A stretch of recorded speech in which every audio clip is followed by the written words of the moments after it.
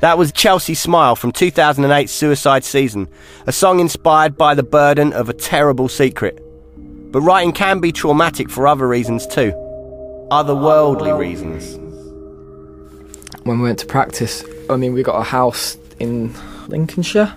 We're near Skegness. We were meant to go and get somewhere where we were 24/7 for like a week and write, but didn't work out. It was an old chapel. It was just proper creepy. And the ceilings were super low. Like all doors were like gates. All his room were creepy. It was horrible. It was an horrible house. I went to bed around 8ish when we got there because I was knackered.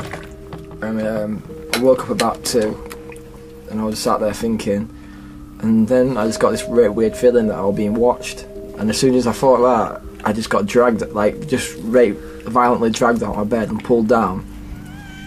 I pulled myself back up again, and something were pulling me, and it just felt like a person were pulling me, but I couldn't see out. And then they climbed over me and started like strangling me, and I could feel hands, and I could actually feel their arms and stuff. So but I couldn't move my arms, so I just bit into whatever it were that were holding me, and it let go. So I just ran out of bedroom and straight into Matt's room, and I was just grabbed all of Matt, and I was like, I tears in my eyes, and I was proper shaking. I was like, I didn't even know how to explain it. I was just like, I was being attacked by a ghost. Lee came in, he was like, what are you on about? Because he heard in the other room. Me and Matt were like, oh, you just had a nightmare or something. It's got to be that. Maybe it were, but whatever. After a couple of hours, we finally calmed down. A couple of beds in Lee's room, so we all slept in there. We were up for hours because we were all shitting it, and I were like proper shook up. Matt was first to fall asleep. And me and Lee were just drifting off, and we started hearing this like singing, but it was right in the room. And it was just singing, and we were like, me and Lee just froze up to each other, and we like sat up right quick, we're like, Matt. As we were still talking, it happened again, but it was right in the room with us. You were like bass. Have you ever been in like a room where there's like, you can hear it in walls? It's like someone snoring next door, like next to the wall. Their head's there, and it were like you could feel it like. The bass of this like humming thing. We stood up super quick and just like shit, like actually all petrified. Got to the door, and the room next door where I got dragged out of bed was the one next door, and you could hear it as clear as all just in that room, just singing this awful like really singing.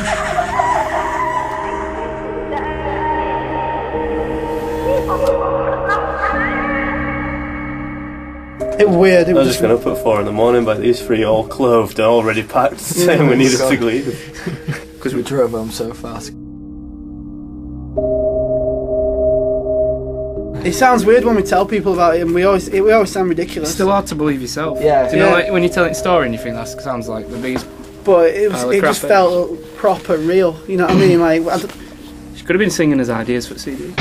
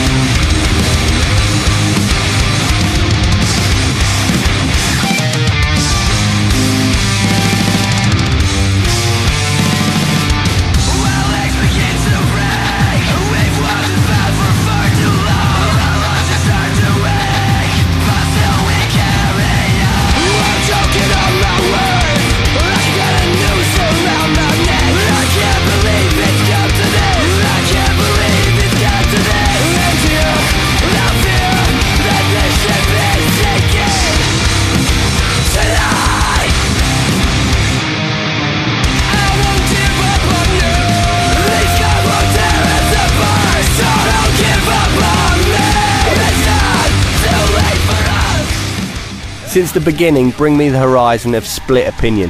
Apparently you either love them or you hate them. We walked the queue at a recent Architects gig in London to find out what you really think of them. They were sick when I saw them in October. They've got good stage presence and they're fantastic. They're just scene crap to me. They're amazing. Bring Me the Horizon is whack. Yeah, they're pretty awesome. Terrible. We are fans. I'm a fan. These little emo kids don't understand. pretty damn good. Oh, they're amazing. Oh yeah, they're good. Oli Sykes is free. Yeah, they're wicked. He came into metal music, so I've got to thank him for that. I like their music. Is this going on the radio? Yeah! Woo! Love him. Yeah, brilliant. I actually hate them. I love him. Yeah. Like Marmite.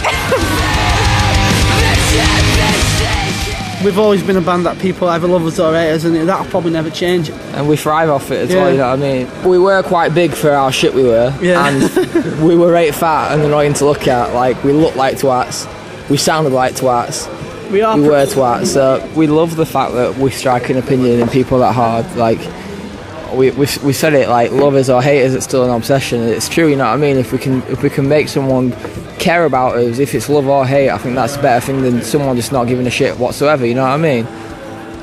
And you know, most people only get mad and angry about something that scares you, and most people get scared by stuff that they don't understand, but it's not stuff that they're not bothered about. People get scared about stuff that they don't understand, and they don't understand why other people like it, and it makes them angry. Hopefully, though, things will be changing for the better. The band's fan base has diversified a lot over the last year or two. Tour manager Sheep. It used to be just metalcore scene kids, tight jeans and fringes and white belts, but with the release of Suicide Season, we've seen a lot more different people coming down to the gigs, like just regular metalers. The band thrive off criticism, and it's something that they've had to deal with from the early days, as Ollie's dad Ian recalls. We went to Newcastle for a show. No, Hartlepool. Sorry, Hartlepool. I had a camper van. Little tour bus. Pouring our hearts out, going absolutely mental, playing this song that we thought were amazing. Song finished and everyone cheered, and then we just heard this guy go, well, that was the biggest load of shit I have ever heard in my life. Just this guy sat on the table having a Guinness. It was.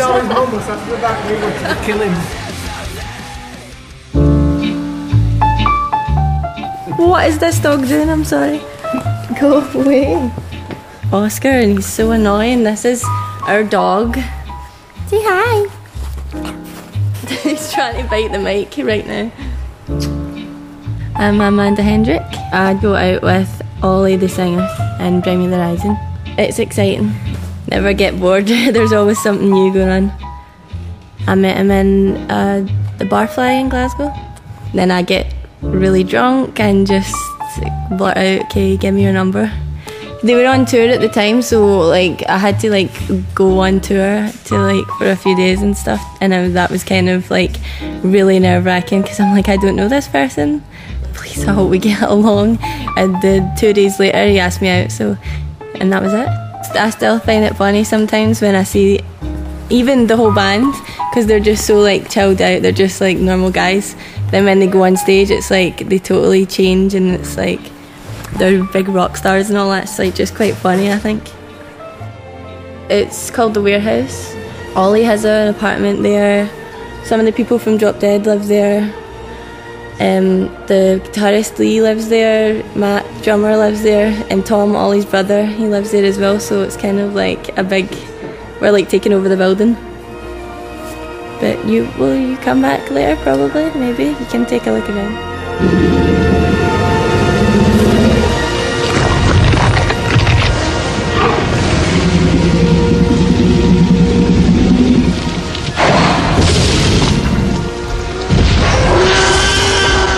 Probably the biggest collective, like the thing I spent most money on is Jurassic Park memorabilia. I just constantly go on eBay and just type in Jurassic Park toys.